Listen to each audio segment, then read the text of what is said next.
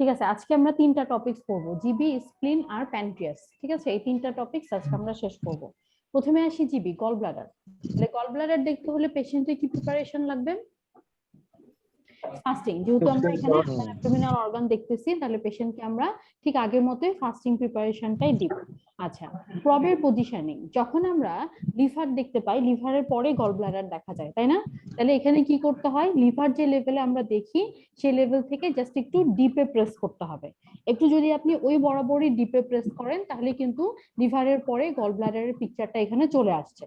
তাহলে gall bladder দেখার জন্য আমরা যদি বলি যে প্রব কিভাবে ধরতে হবে, ঠিক লিভার দেখার জন্য আমরা প্রব যেভাবে ধরতেছি ওই একই ভাবেই ধরতে হচ্ছে। ঠিক আছে, ট্রান্সভার্স অথবা স্যাজাইটাল আমরা প্রবটাকে ধরছি 45 ডিগ্রি অবলিক করে along the right coastal margin in the right mid clavicular line. ঠিক আছে, তাহলে শুধু এখানে যেহেতু আমরা দুইটা ভিউ দেখতেছি, গল ব্লাডারের এখানে কি দেখা যাচ্ছে, দুই রকম অ্যাপিয়ারেন্স দেখা যাচ্ছে, মানে দুই দিকে দুই রকম সাইডে দুই রকম দেখা যাচ্ছে। তাহলে কেমন দেখা যাচ্ছে, যখন আমরা ট্রান্সভার্স প্রব ধরছি তখন গল ব্লাডারের ফান্ডাসটা কোন দিকে আসছে, পেশেন্টের রাইট সাইডে। আর যখন আমরা প্রবটাকে স্যাজাইটাল ধরছি তখন পেশেন্টের লেফট সাইডে আসছে। ঠিক আছে, গল ব্লাডারের ক্ষেত্রে আমরা যে মেজারমেন্ট গুলো নিয়ে থাকি, এটা আপনি ট্রান্সভার্স বা স্যাজাইটাল যে কোনো ভিউ থেকে নিতে পারবেন। ঠিক আছে, এখানে আলাদাভাবে কোনো ভিউ বলা নাই। যেমন আমরা বলছি যে লিভারের যে মেজারমেন্টটা আমরা নিব, সেটা কোন ভিউ থেকে নিব, সেটা আমরা স্যাজাইটাল ভিউ থেকে নিব। কিন্তু গল ব্লাডারের ক্ষেত্রে এরকম ভাবে বলা নাই যে আপনি কোন ভিউ থেকে নিবেন। যে ভিউটাতে গল ব্লাডারের পিকচারটা সুন্দর আসবে সেখান থেকে আপনি মেজারমেন্ট গুলো নিতে পারবেন। কি কি মেজারমেন্ট নিব আমরা? একটা নিব লেন্থ। ঠিক আছে, একটা হলো লেন্থ, নর্মাল লেন্থ হচ্ছে আপ টু 10 সেন্টিমিটার। আর একটা হচ্ছে এপি বা হাইট, নর্মাল এপি বা হাইট হচ্ছে আপ টু 5 সেন্টিমিটার। ঠিক আছে, একটা হলো লেন্থ আর একটা হচ্ছে এপি বা হাইট। এই দুটা মেজারমেন্ট আমরা সাধারণত নিই না। কেন নিই না? এই দুটা মেজারমেন্ট এতটা বেশি ইম্পর্টেন্ট না। জিবির জন্য ইম্পর্টেন্ট হচ্ছে তার ওয়াল থিকনেস। এই ওয়াল থিকনেসের মেজারমেন্টটা নিতে হবে। ওয়াল থিকনেসটা আপনি কোন ওয়াল থেকে মেজার করবেন? ওপরের ওয়াল থেকে। ওপরের ওয়ালটা হচ্ছে অ্যান্টেরিয়র ওয়াল। তাহলে আপনি যদি এই গল ব্লাডার থেকে ওয়াল থিকনেস মেজার করেন, তাহলে আমরা এই ওয়াল থেকে মেজার করব। যদি আপনি এই ভিউ থেকে মেজার করতে চান, তাহলে আমরা এই ওয়াল থেকে মেজার করব। ঠিক আছে, এটা তো ওপরের ওয়াল বা অ্যান্টেরিয়র ওয়াল। তাহলে এই অ্যান্টেরিয়র ওয়ালে মনে করেন এই যে এটা একটা ওয়াল সুন্দর নেমে গেছে, তাহলে এইটার জাস্ট এইটুকু। ঠিক আছে, একটা সারফেস থেকে আরেকটা সারফেস, যে ওয়ালটা দেখা যাচ্ছে তার ভেতরের সারফেস থেকে বাইরের, বা বাইরের সারফেস থেকে ভেতরের সারফেস পর্যন্ত, এটুকুই হচ্ছে ওয়াল থিকনেস। তাহলে নর্মাল ওয়াল থিকনেস কত? Up to 3 millimetre. ঠিক আছে, আপ টু 3 মিলিমিটার। এটা হলো গল ব্লাডারের নর্মাল ওয়াল থিকনেস। কি কারণে ওয়াল থিকনেস এই 3 মিলিমিটারের থেকে বেশি হতে পারে? থিকেন জিবি ওয়ালের কজ কি? আমরা সাধারণত সব থেকে বেশি যেটা পাই সেটা হচ্ছে পেশেন্টের প্রিপারেশন থাকে না। পেশেন্ট মনে করেন খেয়ে চলে আসছে, তাহলে পেশেন্ট যখন খেয়ে চলে আসবে, যেমন গতদিনের যে পেশেন্টটা ছিল ওটারও প্রিপারেশন ছিল না, এরকম বেশিরভাগ পেশেন্টেরই প্রিপারেশন থাকে না। তাহলে পেশেন্ট যখন খেয়ে আসবে তখন এই ফুড ডাইজেস্ট করার জন্য কিন্তু বাইল বের হয়ে যাবে, তখন গল ব্লাডারটা একটু কন্ট্রাক্টেড হয়ে যাবে আর ওয়ালটা একটু মোটা হয়ে যাবে। তাহলে এই ধরনের পেশেন্টই কিন্তু আমরা সব থেকে বেশি পাই।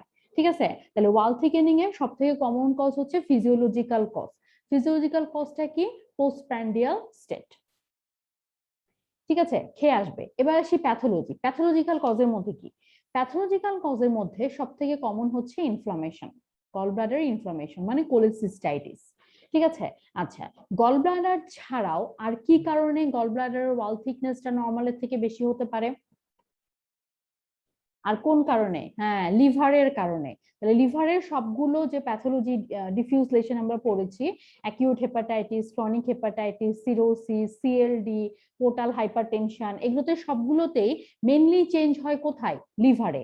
কিন্তু এটার সাথে আবার আমরা কিন্তু গল ব্লাডারেও চেঞ্জ পাই। তাহলে গল ব্লাডারেও কি হয়ে যায়, যখন অ্যাকিউট ইনফ্লামেটরি চেঞ্জ লিভারের মধ্যে হয় তখন গল ব্লাডারের ওয়ালেও ফ্লুইড কালেকশন হয়ে যাচ্ছে, যার ফলে কি হচ্ছে, ওয়ালটা মোটা হয়ে যাচ্ছে।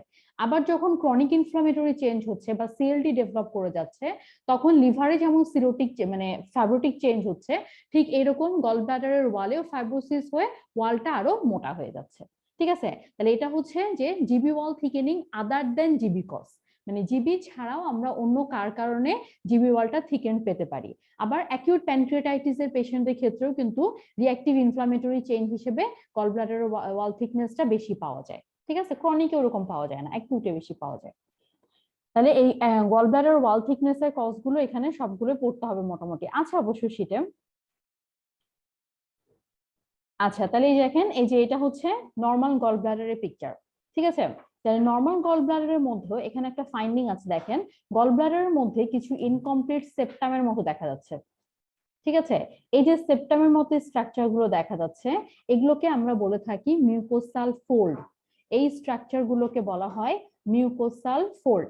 মিউকোসাল ফোল্ড গল ব্লাডারের মধ্যে নর্মাল ফাইন্ডিং, এগুলো সবগুলোই হচ্ছে নর্মাল ফাইন্ডিং, ঠিক আছে?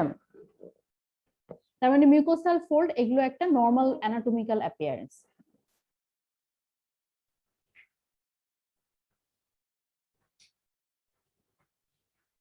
আচ্ছা প্রবের পজিশনিং এটা আমরা পড়ে ফেলেছি, এটা এখানে ওইভাবে দেখবো না, কারণ এখানে দেখলে বেশি ঝামেলা মনে হবে। আচ্ছা তাহলে এবার চলে আসি প্যাথোলজিতে। গলস্টোন বা কোলেলিথিয়াসিস। তাহলে স্টোন, স্টোন যখন কোনো লুমিনাল এরিয়ার মধ্যে থাকবে আমরা সোনোগ্রাফিক্যালি কি কি চেঞ্জ পাবো?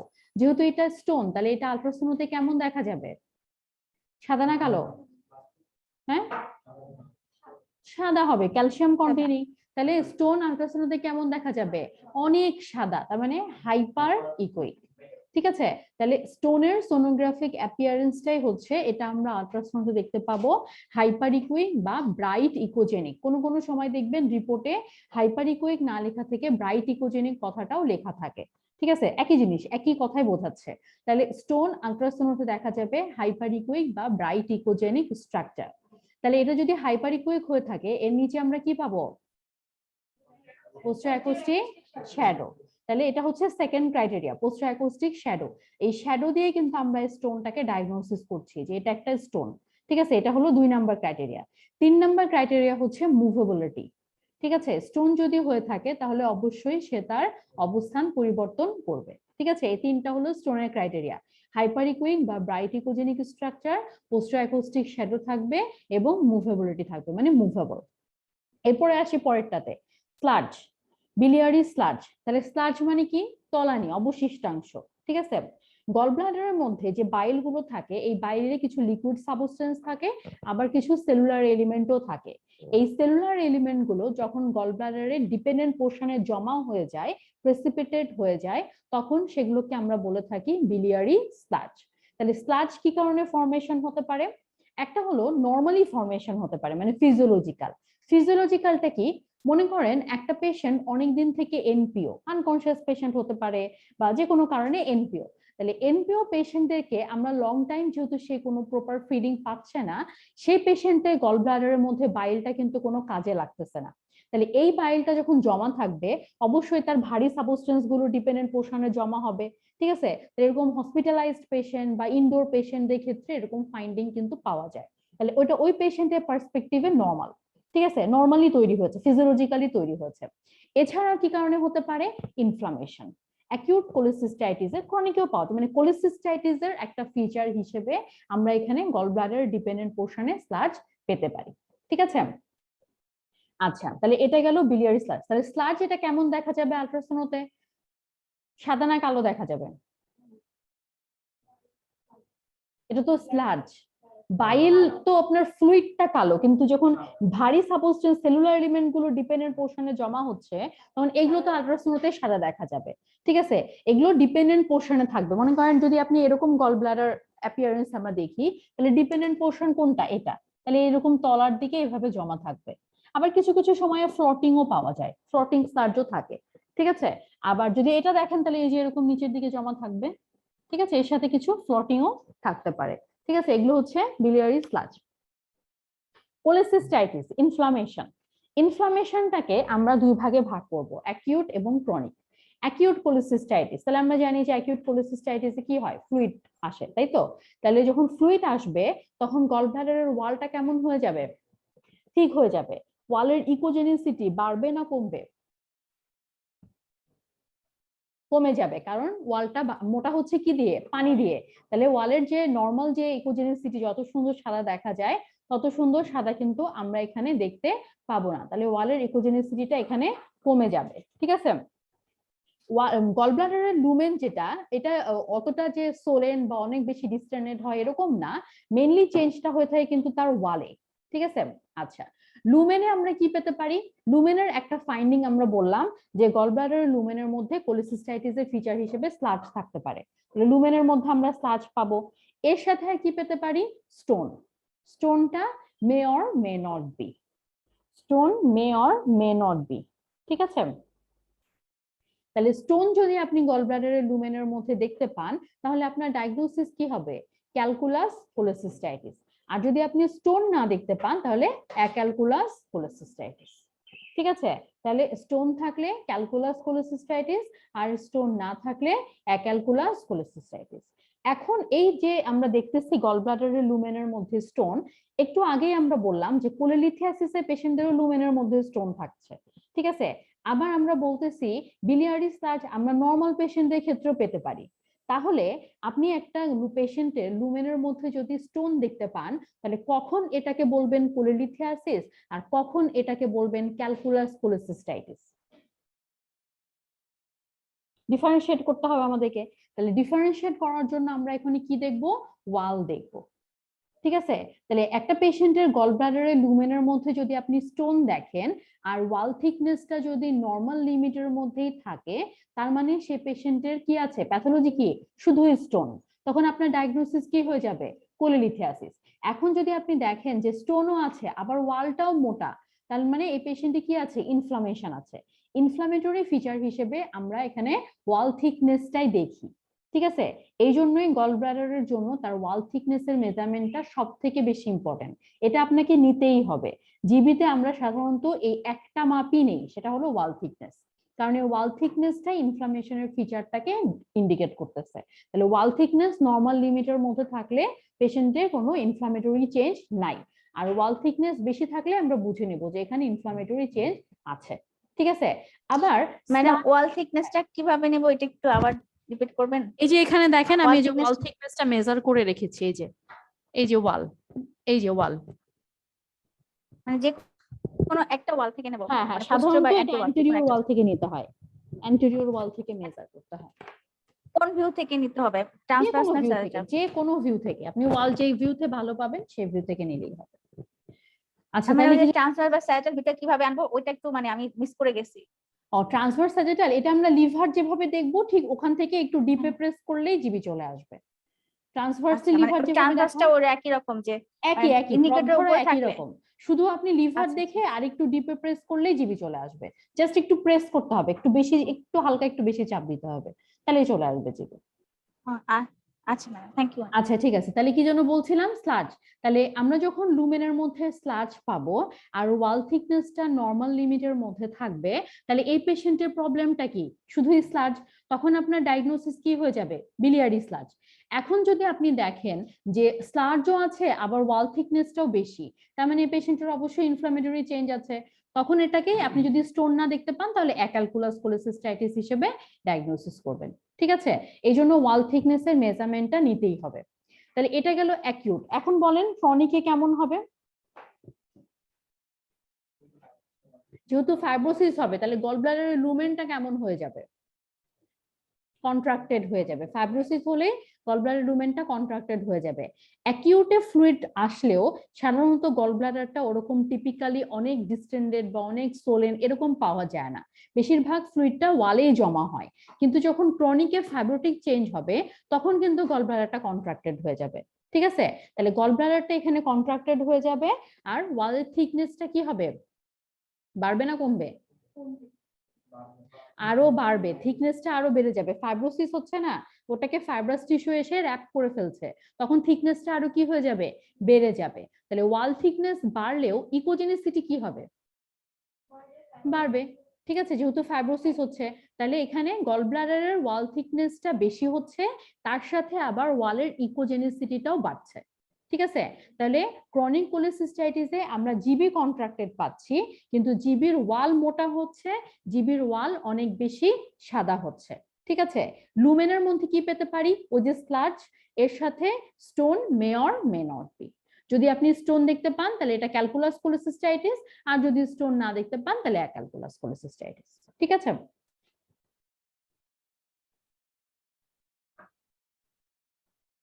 আচ্ছা, এই যে এখানে ওয়াল থিকনেস এর কজ লেখা আছে, এভাবেও পড়তে পারেন। এভাবে পড়লেও হয় কি, এভাবে তো আর আমরা পেশেন্ট পাই না, আমরা পেশেন্ট যেগুলো কমনলি পাই ওইভাবেই আপনাদেরকে বলে দিলাম আমি। এই যে বিলিয়ারি স্লার্জের এখানে কজও লিখে দিয়েছে, এই যে দেখেন স্লার্জ ডিপেন্ডেন্ট পোর্শনে জমা, ঠিক আছে, এই যে তলায় বেশিরভাগ সময় স্লার্জ ডিপেন্ডেন্ট পোর্শনে জমা থাকে।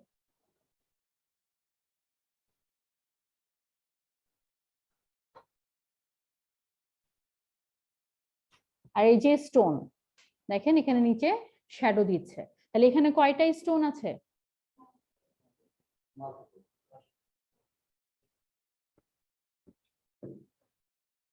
মাল্টিপল স্টোন আছে, তাই তো? আচ্ছা, কিন্তু দেখে মনে হচ্ছে না যে একটা আছে? কি মনে হচ্ছে দেখে? অনেকগুলো একসাথে জমে আছে নাকি? হ্যাঁ, এরকমও হতে পারে, অনেকগুলো একসাথে জমাও থাকতে পারে, এরকম ফাইন্ডিংও থাকতে পারে। তবে যদি আপনার কাছে সিঙ্গেল স্টোন মনে হয়, তখন আপনি কি করবেন? সিঙ্গেল স্টোন মনে হলে কিন্তু এটা লেন্থ মেজার করে দিতে হবে, ঠিক আছে? আর যদি অনেকগুলো স্টোন থাকে তাহলে লার্জেস্ট ওয়ানের লেন্থ মেজার করতে হবে। আর যদি দেখেন যে লার্জেস্ট ওয়ান কোনটা সেটাও বুঝতেছি না, তাহলে কোনোটারই লেন্থ মেজার করার দরকার নাই, মানে অনেকগুলো ছোট ছোট হলে সেক্ষেত্রে কোনোটারই লেন্থ মেজার করতে হবে না।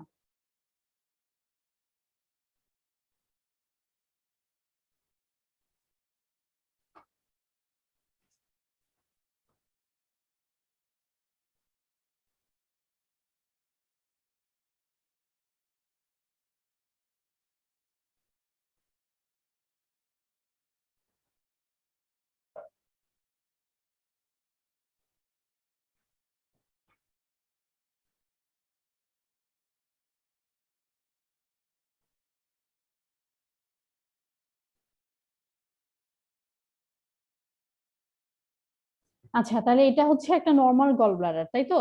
তাহলে এখানে পজিটিভ ফাইন্ডিং কি আছে? হ্যাঁ, একটা মিউকোসাল ফোল্ড আছে, নেক রিজিয়নে একটা মিউকোসাল ফোল্ড আছে, তাহলে এটা নর্মাল। এই যে দেখেন গল ব্লাডারের লুমেনার মধ্যে অনেকগুলো ছোট ছোট স্টোন আছে, ঠিক আছে? তাহলে এখানে কি কোনোটা লেন্থ মেজার করা সম্ভব? সম্ভব না, তাহলে দরকার নেই। এই যে এগুলো হচ্ছে স্লার্জ, এখানে স্লার্জ কিভাবে আছে? এখানে স্লার্জ গুলো জমে আছে, দিয়ে স্লার্জ গুলো কিছু বলের মতো এরিয়া তৈরি করছে, গোল গোল গোল গোল হয়ে জমে। আর এখানে দেখেন স্লার্জও আছে, আবার স্লার্জের মধ্যে কিন্তু এখানে স্টোনও দেখা যাচ্ছে, ঠিক আছে? তাহলে স্টোনের একরকম ইকোজেনিসিটি, স্লার্জের একরকম ইকোজেনিসিটি, দুইটা কিন্তু টোটালি আলাদা।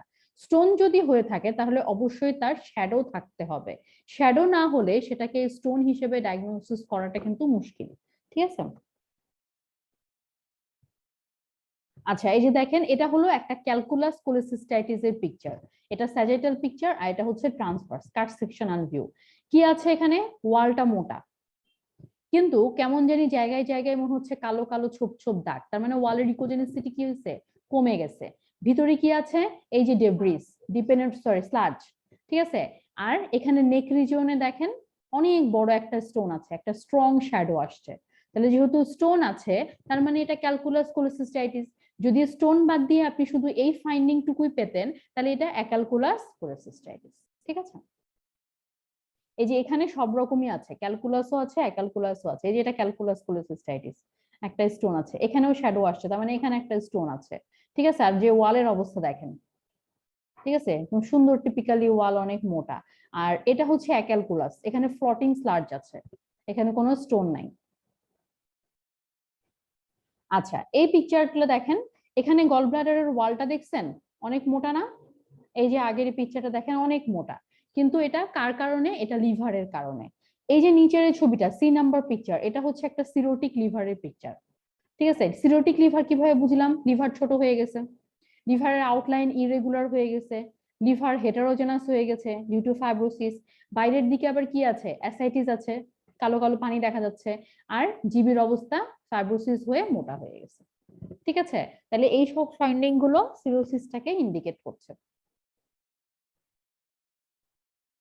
Polyp, gall bladder polyp, polyp শুধু গল ব্লাডারে না অন্যান্য অর্গানেও হয়ে থাকে, যেমন urinary bladder polyp, endometrial polyp. Polyp এটা আলট্রাসাউন্ডে কেমন দেখা যাবে? পলিপের ফেভারেবল ক্রাইটেরিয়া কি?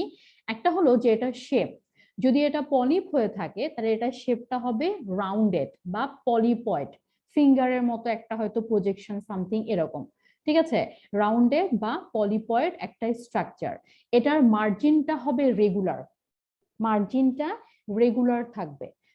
ইকোজেনিসিটি হবে ইকোজেনিক, মানে সাদা, এই যে সাদা দেখা যাচ্ছে না পলিপ, এগুলো সব তো সাদাই দেখা যাচ্ছে। এটা কিন্তু হাইপার ইকোইকো না, হাইপো ইকোইকো না, এটা জাস্ট ইকোজেনিক, মানে অনলি এটা সাদা, বেশিও না কমও না, জাস্ট সাদা বলতেছি আমরা এটাকে, ঠিক আছে, ইকোজেনিক। এখন এটাকে আমরা স্টোন বা স্লাজ এগুলো থেকে আলাদা করতেছি কিভাবে? স্টোনের কি থাকবে? পোস্টো অ্যাকোস্টিক শ্যাডো থাকবে, কিন্তু এটার দেখেন শ্যাডো নাই, তাহলে এটা নন শ্যাডোইং। স্টোন কি করবে? মুভ করবে, এবং স্লার্জও কিন্তু মুভ করে, কারণ স্লার্জ হলো সেমি লিকুইড ম্যাটেরিয়াল, তলায় যে জমা থাকে, পেশেন্টের পোস্টার চেঞ্জ করালে কিন্তু এটাও তার জায়গা চেঞ্জ করতে পারে, কিন্তু পলিপ কি তার জায়গা চেঞ্জ করতে পারবে না, তাহলে পলিপ হচ্ছে নন মুভেবল, ঠিক আছে। যখনই দেখবেন যে নন মুভেবল কোনো একটা জিনিস, তার মানে অবশ্যই সেটা ওয়ালের সাথে অ্যাটাচড, তাহলে ওয়ালের সাথে অ্যাটাচড মানে কি? এটা ওয়ালের একটা গ্রোথ, ঠিক আছে, তাহলে ওয়ালের এই গ্রোথ যেহেতু তাহলে অবশ্যই তার কি আছে? ভাস্কুলারিটি আছে, ঠিক আছে। তাহলে ফাইনালি আপনি এটাকে পলিপ হিসেবে ডায়াগনোসিস করার জন্য যদি ডপলার অপশন থাকে, তাহলে ডপলার দিলেই দেখবেন যে এইগুলোর মধ্যে ভাস্কুলারিটি শো করছে, ঠিক আছে। তাহলে পলিপ কেমন হবে? পলিপ হচ্ছে একটা রাউন্ডেড বা পলিপয়েড, এটা regular border, echogenic mass like structure, এটা non shadowing, non movable and vascular, ঠিক আছে। এর সাথে গল ব্লাডারের আউটলাইনটা দেখেন, গল ব্লাডারের যে আউটলাইন, এটা কিন্তু একদম নর্মাল গল ব্লাডারের মতোই দেখা যাচ্ছে, তাই না? তাহলে যেহেতু নর্মাল গল ব্লাডারের মতোই দেখা যাচ্ছে, এর মানে হচ্ছে যে গল ব্লাডারের আউটলাইনটা এখানে প্রিজার্ভ আছে। তাহলে গল ব্লাডারের লুমেনের মধ্যে এক বা একাধিক ম্যাস আছে, তার সাথে গল ব্লাডারের আউটলাইনটা প্রিজার্ভ আছে, তার মানে এই ম্যাসটা ভালো কিছু। ভালো কিছু মানে কি? বিনাইন, ঠিক আছে, ভালো কিছু মানে হচ্ছে বিনাইন। এখানে দেখেন, এটা একটা গল ব্লাডার, এটা একটা গল ব্লাডার, এটা একটা গল ব্লাডার, এটা একটা গল ব্লাডার, বোঝা যাচ্ছে? আমি যদি না ধরে দিতাম তাহলে বুঝতে পারতেন? এটা হয়তো বুঝতে পারতেন, ঠিক আছে। তাহলে এখানে ঘটনাটা কি ঘটেছে? এখানেও গল ব্লাডারের মধ্যে একটা ম্যাস আছে, ঠিক আছে। ম্যাসটা কেমন? ইকোজেনিক বা মিক্সড ইকোজেনিক, ঠিক আছে, ইকোজেনিক বা মিক্সড ইকোজেনিক একটা ইররেগুলার আউটলাইন ম্যাস আছে। কিন্তু এই ম্যাসটার কারণে গল ব্লাডারের আউটলাইনটাও আবার কি হয়ে গেছে? ইররেগুলার হয়ে গেছে, মানে ডিস্ট্রয় হয়ে গেছে। তাহলে গল ব্লাডারের মধ্যে একটা ম্যাস আছে, গল ব্লাডারের আউটলাইনটা ডিস্টর্টেড হয়ে গেছে, তাহলে এই যে ম্যাস, এটা কি আর ভালো কিছু হবে? হবে না। তাহলে এটা কি? Gall bladder carcinoma. যদিও আমরা সরাসরি এখানে কার্সিনোমা লিখবো না, আমরা গল ব্লাডার ম্যাসই লিখবো, ঠিক আছে। ম্যাডাম অ্যান্টেরিয়র ওয়াল আর পোস্টেরিয়র ওয়ালটা কিভাবে চিনবো এখানে? এখানে অ্যান্টেরিয়র ওয়াল পোস্টেরিয়র ওয়াল চেনার উপায় নাই, কারণ এখানে তো গল ব্লাডারই চেনা যাচ্ছে না। যদি আপনি মানে আগেরটা নর্মাল বলেন গল তাহলে এটা ব্লাডারে। বোঝা যাবে। এই যে হ্যাঁ, এটা অ্যান্টেরিয়র ওয়াল, উপরের দিকে যেটা থাকে সেটা অ্যান্টেরিয়র ওয়াল, আর এটা হচ্ছে পোস্টেরিয়র ওয়াল। এটা কি ট্রান্সভার্স স্যাজেটাল দুটাতেই একই রকম? দুইটাতে একই, উপরের দিকে যেটা থাকবে সেটা অ্যান্টেরিয়র ওয়াল। আচ্ছা আচ্ছা, থ্যাংক ইউ। হুম হুম শ্যাডো আসলে তো স্টোনে চলে যায়, তো এটা তখন এটা তো আপনি স্টোন হিসেবে ডায়াগনোসিস করতেন, কিন্তু এখানে তো কোনো শ্যাডো নাই, তাহলে তো স্টোনের ডিডি এখানে আমরা আগেই বাদ দিয়ে দিচ্ছি।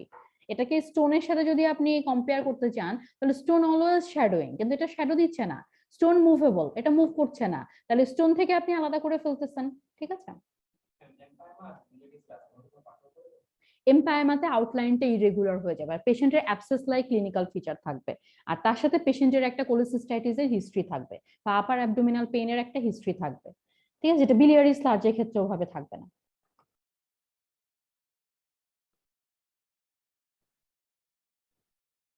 ঠিক আছে, তাহলে এটা শেষ।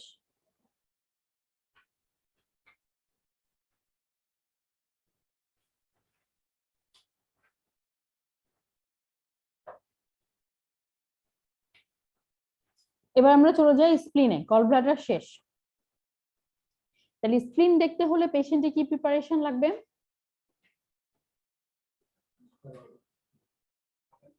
ফাস্টিং, আগের মতোই, ঠিক আছে।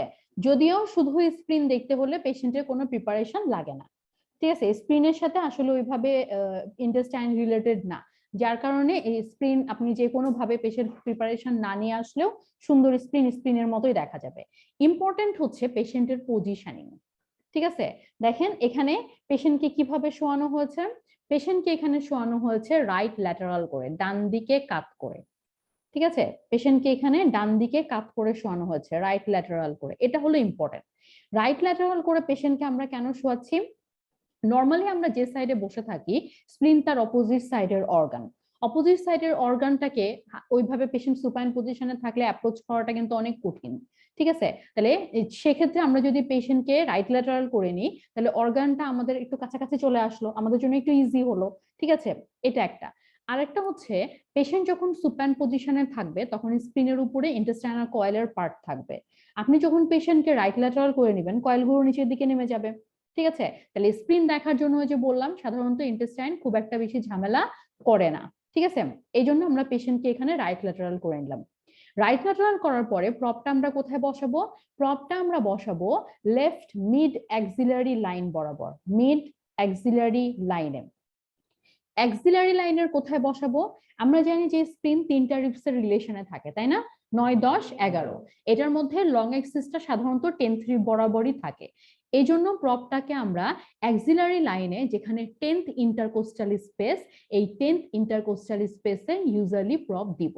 তবে কোনো কোনো সময় পেশেন্ট পার্সপেক্টিভে একটা দুইটা স্পেস আমাদেরকে ওপরে উঠতেও হতে পারে বা নিচে নামতেও হতে পারে প্রয়োজন ভেদে।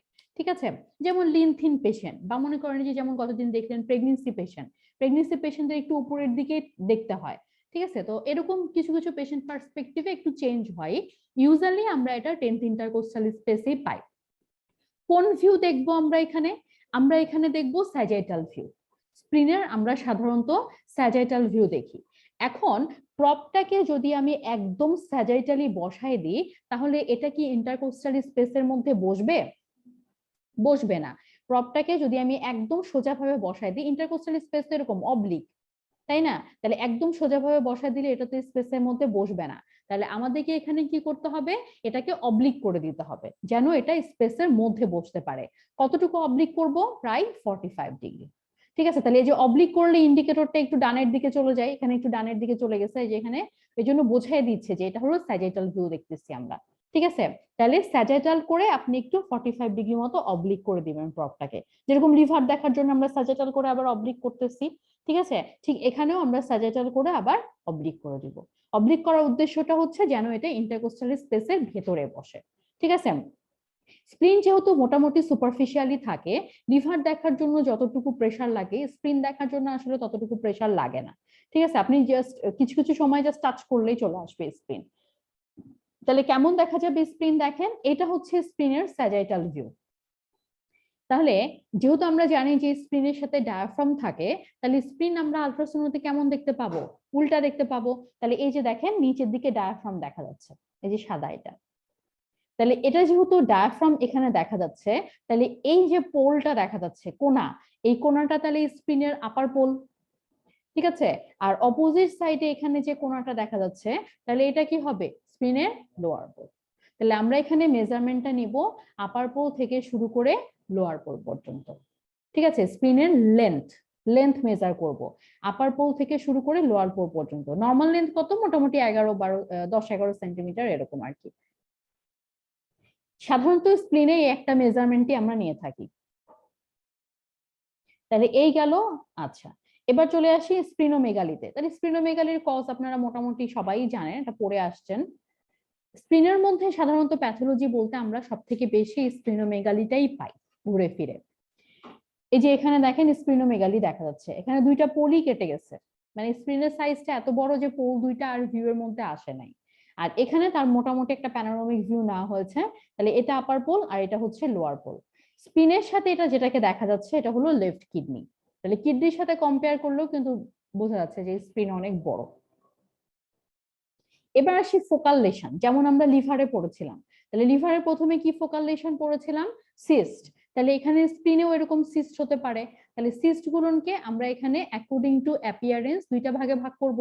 তাহলে এটা কোন type of cyst? Simple cyst. আর এটা এটা কোন type of cyst? Complex cyst. কোন Complex. Type of complex cyst এটা জানার দরকার নাই, জাস্ট এটা একটা কমপ্লেক্স সিস্ট। ঠিক আছে, তাহলে এটা একটা সিম্পল সিস্ট, এটা একটা কমপ্লেক্স সিস্ট। সিস্ট কিভাবে বুঝলাম? এই যে সুন্দর মার্জিনটা কেমন, ওয়েল ডিফাইন্ড, একটা ক্লিন কাট মার্জিন আছে। অ্যাবসেসের ক্রাইটেরিয়া কি? হ্যাঁ, ইররেগুলার ইল ডিফাইন্ড একটা মার্জিন থাকবে। আর ভেতরটা কেমন দেখা যাবে? কিছুটা হাইপো ইকুইক। ঠিক আছে, কারণ এটার মধ্যে কি থাকে? পাস থাকে, এই জন্য এটা কিছুটা হাইপো দেখা যায়। আর মার্জিনটা এখানে সব থেকে বেশি ইম্পর্টেন্ট। মার্জিনটা কেমন হবে? ইররেগুলার ইল ডিফাইন্ড। ঠিক আছে, আচ্ছা এবার চলে যায় কার্সিনোমাতে, ম্যালিগনেন্সি। স্ক্রিনেও এখানে দুই রকম ম্যালিগনেন্সি দেখাচ্ছে, একটা হলো লিম্ফোমা আর একটা হচ্ছে সেকেন্ডারি মেটাস্ট্যাসিস। লিম্ফোমার ক্ষেত্রে কি কি চেঞ্জ হবে? প্রথম চেঞ্জ হচ্ছে স্প্লিনোমেগালি। লিম্ফোমা হলে এখানে স্প্লিনোমেগালি হবে, সাইজে বড় হবে, এবং লিম্ফোমার ক্ষেত্রে স্প্লিনের মধ্যে মাল্টিপল লেশন থাকবে। দেখেছেন এখানে মাল্টিপল লেশন দেখা যাচ্ছে, এগুলোকে আমরা বলে থাকি মাল্টিপল নোডিউলস। এগুলোকে লেশন গুলোকে আমরা বলে থাকি মাল্টিপল নোডিউলস। ঠিক আছে, এখন এই মাল্টিপল নোডিউলস গুলো আল্ট্রাসোনোতে দেখতে কেমন? এখানে খেয়াল করে দেখেন নোডিউলস গুলো আল্ট্রাসোনোতে কেমন দেখা যাচ্ছে। নোডিউলস গুলো এখানে দেখা যাচ্ছে হাইপো ইকুইক। ঠিক আছে, তাহলে এগুলো হচ্ছে মাল্টিপল হাইপো ইকুইক নোডিউলস। ঠিক আছে, তাহলে লিম্ফোমার ক্যারেক্টারিস্টিক্স কেমন? লিম্ফোমাতে একটা আমরা পাবো স্প্লিনোমেগালি, আর দুই নাম্বার হচ্ছে স্প্লিনের মধ্যে থাকবে মাল্টিপল হাইপোইকুইক নোডিউলস। ঠিক আছে, এটা হলো লিম্ফোমার ফিচার। এই পাশে আবার দেখাচ্ছে সেকেন্ডারি মেটাস্ট্যাসিস। তাহলে সেকেন্ডারি মেটাস্ট্যাসিসের এই পিকচারটা আমরা কিন্তু লিভারেও দেখে আসছি, এরকম অ্যাপিয়ারেন্স কিন্তু লিভারে যে সেকেন্ডারি মেটাস্ট্যাসিসের ছবিটা ছিল সেখানেও এরকমই ছিল। এই ফিচারটাকে আমরা বলে থাকি বুলসাই, বুলসাই সাইন। ঠিক আছে, এটা সেকেন্ডারি মেটাস্ট্যাসিসের একটা টিপিক্যাল অ্যাপিয়ারেন্স, যেটা দেখতে সাধারণত বুলসাই হয়ে থাকে। অনেক রকম হতে পারে, এটার মতো হাইপো হতে পারে, এখানে যেরকম হাইপো দেখা যাচ্ছে এরকম হাইপো দেখা যেতে পারে, হাইপার দেখা যেতে পারে, বা এরকম বুলসাই অ্যাপিয়ারেন্স দেখা যেতে পারে। ঠিক আছে, তবে বুলসাই অ্যাপিয়ারেন্সটা আসলে থাকলে আমরা এটা সরাসরি সেকেন্ডারি মেটাস্ট্যাসিস চিন্তা করি। ঠিক আছে, এই জন্য এটা হলো এটা টিপিক্যাল ফিচার। তো বুলসাই দেখেন এখানে কতগুলো আছে, অনেকগুলো। তাহলে আমরা পড়ে আসছি যে মাল্টিপল রিলেশন থাকলে এটাও কিন্তু সেকেন্ডারি মেটাস্ট্যাসিস। তাহলে এই গেল লিম্ফোমা, আর এটা গেল সেকেন্ডারি মেটাস্ট্যাসিসের অ্যাপিয়ারেন্স।